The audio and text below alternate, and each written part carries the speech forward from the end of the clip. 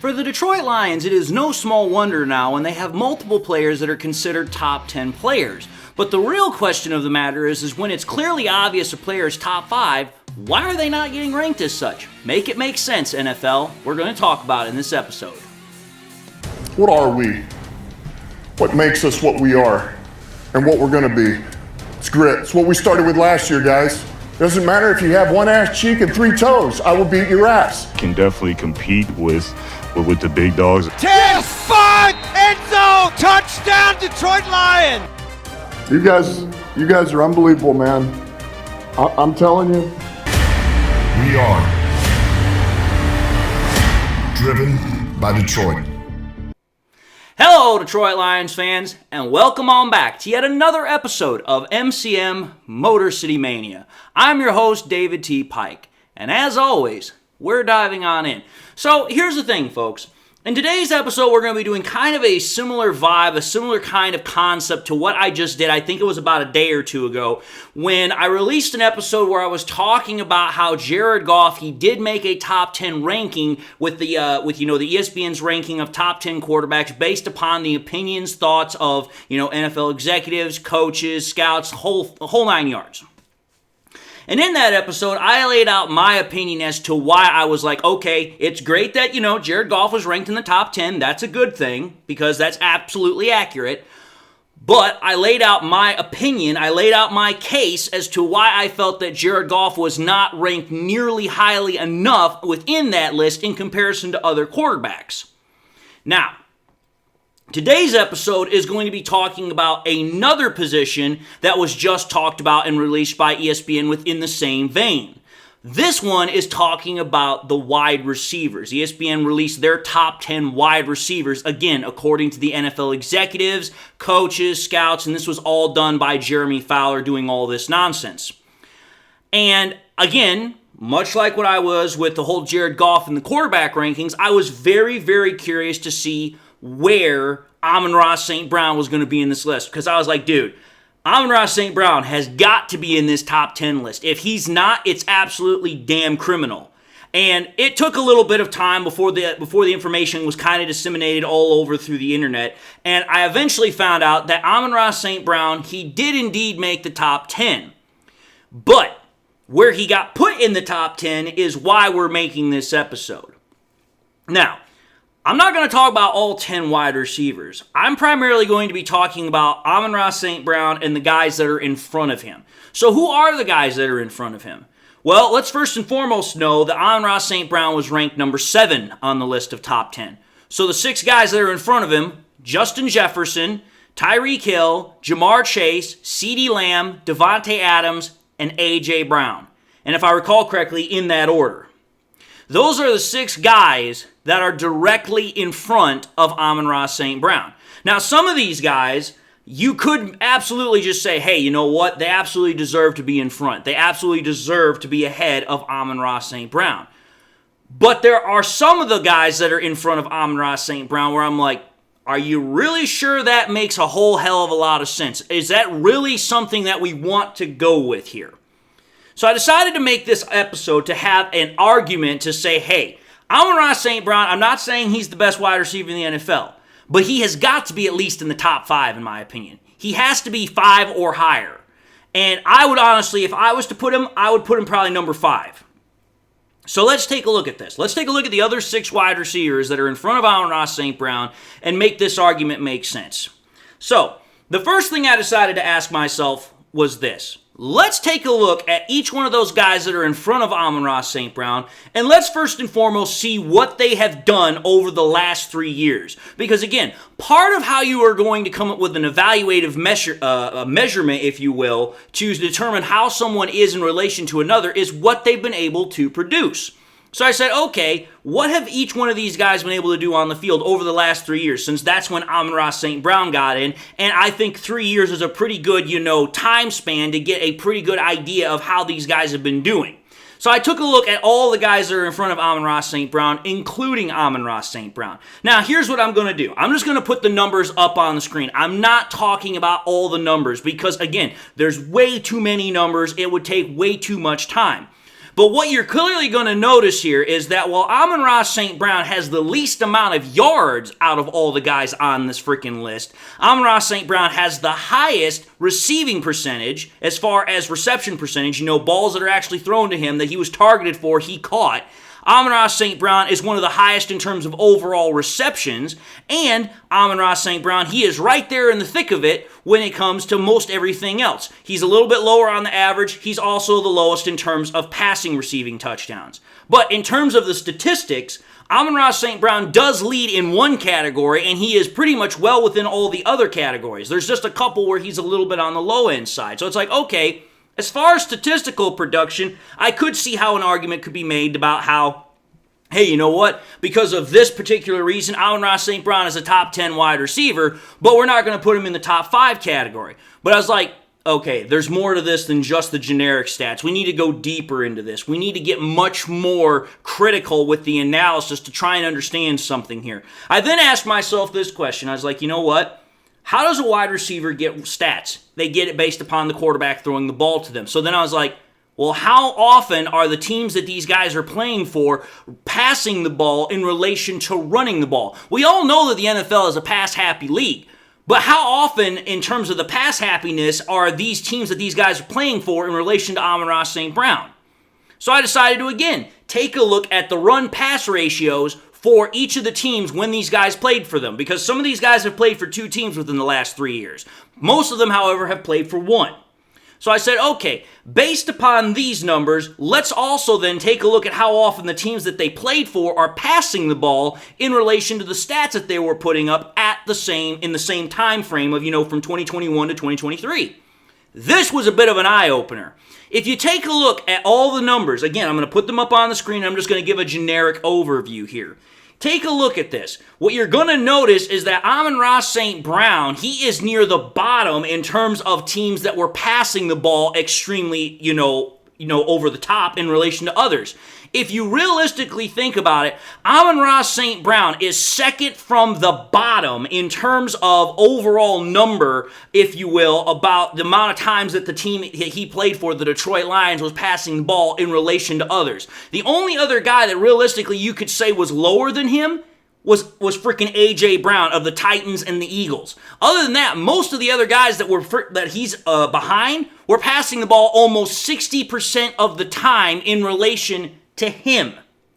So if you think about it, Amon-Ra St. Brown, he's only getting the ball on his offense thrown about 55-56% of the time, whereas almost everybody else is getting the ball thrown almost 4 to 5% higher than that. So it would make sense why Amon-Ra St. Brown's stats are lower in terms of overall quantity. But again, the qualitative measure of Amon-Ra St. Brown's stats, they are still there. They still measure up in comparison to the other wide receivers. So I was like, okay, I've already put a hole in the argument about, hey, if you just take a look at the overall stats, Amon-Ra St. Brown is pretty much where he should be. But if you put in consideration the fact that the Detroit Lions offense is one of the more, how do I put this? I wouldn't say it's run heavy, but it does run the ball a lot more than most other offenses. It makes sense why Amon-Ra St. Brown's numbers are nowhere near up there with guys like, Tyreek Hill, Justin Jefferson, and all those other guys that are well over 4,000 yards, almost 45, almost 5,000 yards. So I was like, okay, that right there is a pretty impressive number to kind of talk about here. So I was like, okay, let's think about this. And actually, I was wrong. Amon-Ra St. Brown is third lowest from the bottom, if I recall correctly. I think he's off by just 0.1%, but again, still very near the bottom. So I was like, okay, I've already proven that if Amon-Ra St. Brown was in probably one of these more pass-happy offenses, his numbers would probably be higher. But then I just started to ask myself some other measurements. I was like, hey, you know what? What are other things that wide receivers have to do that is measured? They have to be able to make plays. Well, you can argue about how big a play or whatever it is. I mean, you can say, oh, how many 20-yard plays, how many 30-yard plays, 40-yard plays, blah, blah. Here's the thing. Those only happen every so often. The plays that I think that are big plays, that are key plays, is how often can you make yards after the catch and how many first downs are you consistently picking up? So I first decided to take a look at yards after the catch, yak yardage. This was where it really started opening up for me. You want to know where Amon-Ra St. Brown ranks out of all the wide receivers that are in front of him? He is tied second. In the last 3 years, Amon-Ra St. Brown has picked up 1,613 yards after the catch. That's tied second with CeeDee Lamb. The only guy that is in front of both Lamb and Amon-Ra St. Brown is Jamar Chase, and he's only in front of both of them by literally 16 yards. After that, the argument really doesn't matter, because everybody else is kind of like severely underneath all of those guys. Like the next closest is freaking Tyreek Hill with 1,581, and it just keeps falling off from there. So my whole point of the matter is this. Yards after the catch. It tells me as an observer that, hey, Amon-Ra St. Brown is able to make plays after the catch. It's not like he just catches the ball and then he goes straight down. And anybody who's watched Amon-Ra St. Brown play over the years knows he is one of the hardest guys to tackle because he is always trying to pick up every freaking yard he can get his hands on. And it shows in the fact that out of all the guys that are in front of him, he is tied second only behind Jamar Chase. So I was like, okay here. We're talking about the fact that Amon-Ra St. Brown is able to make plays after the catch. We've talked about the fact that Amon-Ra St. Brown is in an offense that doesn't necessarily be as pass happy as other guys, but yet he still has the qualitative stats to match up with all the other guys. So I was like, okay here. We've already had ourselves a pretty good argument, but there's more to be done. There's more evidence to be found.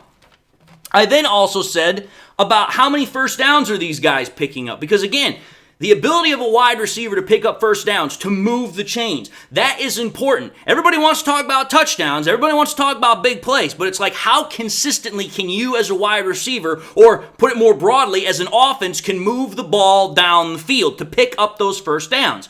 So again, I took a look at all of those wide receivers that are in front of St. Brown, including himself. And then I said, okay, for 2021, 2022, 2023, let's take a look at how many first downs they picked up and then add it all up together and see where everything ranks. Well, again, when you take a look at Amon-Ra St. Brown, he is at number 5 out of the list of the guys that are on that, that are in front of him, including himself. Because Amon-Ra St. Brown over the last 3 years has picked up 191 first downs. The guys that are behind him are Jamar Chase with 177 and A.J. Brown with 174. So I was like, okay here. So I've already proven that Amon-Ra St. Brown can make plays after the catch by getting a whole hell of a lot of yak yardage. I have proven that Amon-Ra St. Brown is good at picking up first downs and moving the chains. And on top of that, I've proven that if Amon-Ra St. Brown was in a much higher pass volume offense, he would probably have not only the qualitative stats that he already has, but he'd probably have the quantitative stats that match with the higher end wide receivers. So I was like, okay, I've already gone pretty far and above trying to prove my argument why Amon-Ra St. Brown should be considered a top 5 wide receiver. But then again, I then asked this question. I was like, everybody's going to say that these wide receivers are valuable to their teams, right? Everyone's going to say that because they are valuable. They're valuable commodities. These are the primary guys that are working in offenses. It's like, hey, they're the number 1 wide receiver. So I was like, okay here. Let's take a look at the volume of the percentage of targets that these guys are getting out of all the rest of the guys that are on their squads for the years, again, that we're talking about within this span, from 2021 to 2023. Again, I'm going to put the numbers up on the screen. What you're going to notice is, again, where is Amon-Ra St. Brown ranked in this entire list? He's ranked 5. Out of all the guys that are in front of him, he is ranked number 5. He makes up, on average, 25% of the Detroit Lions' target threshold. Think about that. 25% of all targets for the Detroit Lions offense go directly to him. And last year, it was almost 29%. Think about that. That means right there, Amon-Ra St. Brown is invaluable to this offense. He makes up a quarter of the percentage of all the offense's targets. That's pretty impressive. Now, who are the guys that are directly behind Amon-Ra St. Brown? Since I said Amon-Ra St. Brown is ranked number 5. Again, that's Jamar Chase and that's Justin Jefferson. Now, I'm going to put a little caveat here because I understand that people are going to be like, wait a minute, how in the hell is Justin Jefferson behind Amon-Ra St. Brown? The reason why is because of 2023. That was because Justin Jefferson was injured. So there is a slight little caveat, there is a slight little asterisk to that. Because if you take a look at Justin Jefferson's 2 years prior to that, he was almost getting 30% of the team's catch, targets, whatever. So that's the only reason for that. But again, the whole point of the matter is that even if you want to disparage that little point, I've already proven on at least 3 other different categories, Amon-Ra St. Brown should be ranked higher than number 7 on this list.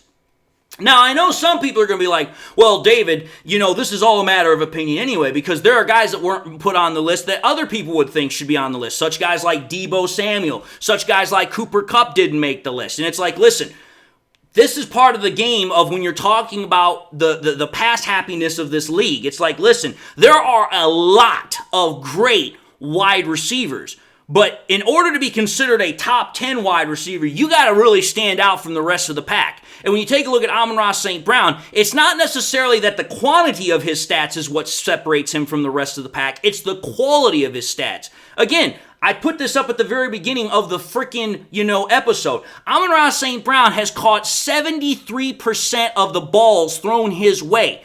The next closest guy, I think, I have to go back just to observe this, but the next closest guy on the list is CeeDee Lamb at 70%.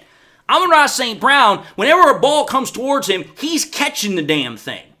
And here's my final little point here to say, again, why I think Amon-Ra St. Brown should be ranked number 5, or at least in the top 5. All these other guys that we're talking about here, most of them were first-round draft picks when they got picked up in the draft. Amon-Ra St. Brown was a 4th-round draft pick. Everything that Amon-Ra St. Brown has done, he has had to work his butt off for, and he is one of the hardest-working guys in the NFL. I have no doubt about that in my mind. But on top of that, he's one of the grittiest, most toughest guys in the NFL. When you tear your oblique muscle from your freaking bone, and you're still going out and you're putting up 100-plus yard games, and you freaking finish the year with over 1,500 yards receiving, yeah, you definitely belong in the top 5 conversation. And the fact that, again, another Detroit Lion, Amon-Ra St. Brown, along with Jared Goff in my previous episode, are not given that top 5 consideration, again tells me that, hey, while the Lions are getting recognition, they're still not getting necessarily the amount of recognition. They're still not getting the amount of credit that they should be getting in retrospect to the rest of the league. Because it's like, dude, you take a look at what Amon-Ra St. Brown has done ever since he came in the league. You take a look at what Jared Goff has done ever since he's come to Detroit. These are guys that are top 5 at what they do. And the fact that they're just barely getting into the top 10 list, while that is a good thing, it's not good enough.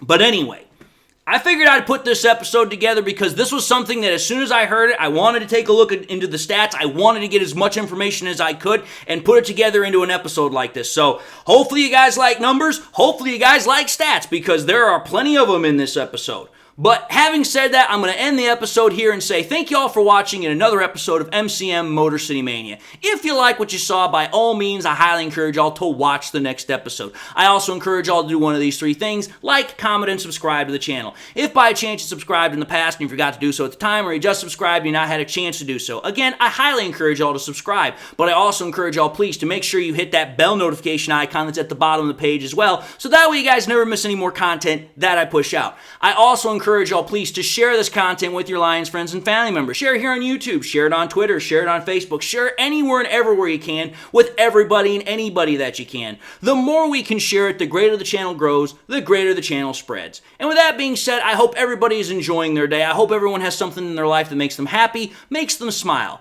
And with that, I also hope you enjoyed the content. God bless. And until the next time we meet, I'll see you all in the next episode.